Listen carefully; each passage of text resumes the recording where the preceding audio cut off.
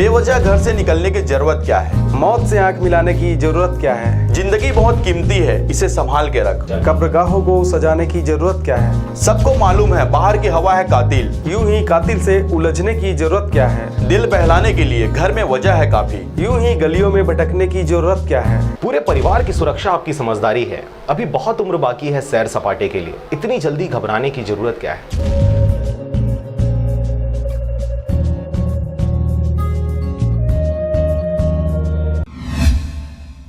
नमस्कार, आप देख रहे हैं आरजे रमझाझर और मैं हूं पुखराज सिंह। बेमेतरा जिला के संबलपुर में कोविड-19 यानी कोरोना वायरस को लेकर शहर व गांव में लॉकडाउन और धारा 144 लागू है। गृह मंत्रालय भारत सरकार के आदेश के माध्यम से जारी प्रेस विज्ञप्ति से परिपालन में निम्नानुसार आदेश जारी किया गया है। देखिए रिपोर्ट। जिले के समस्त क्षेत्रों में रेस्टोरेंट, होटल्स, पार्लर एवं नाई की दुकान संचालन पूर्ण रूप से प्रतिबंधित रहेगा। पर संबलपुर बस स्टैंड के समीप मारो रोड पर स्थित राकेश उर्फ खोलू पिता दिलहरण उम्र 30 वर्ष ग्राम खेड़ा निवासी का हेयर कटिंग की दुकान संबलपुर में है। नवागढ़ एसडीएम डाहिरे से मिली जानकारी के अनुसार राजेश सेन का बड़े लंबे समय से शिकायत मिल रही थी। लॉकडाउन होते हुए भी अपना हेयर कटिंग दुकान को खोलकर बैठता था, जिसे बुधवार की दोपहर नवागढ़ एसडीएम ने राजेश उर्फ खोलू की हेयर कटिंग दुकान पर छापा मारा तो दो युवक की बाल काटते हुए रंगे हाथ पकड़ा।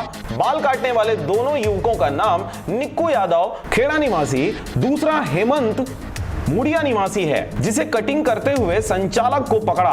लॉकडाउन का उल्लंघन करने पर हेयर कटिंग दुकान संचालक राजेश सेन के विरुद्ध कार्रवाई की गई। आरोपी को थाना नांदघाट सुपुर्द कर दिया गया है। बेमेतरा से रंजीत बंजारे की रिपोर्ट, आरजे रमझाझर।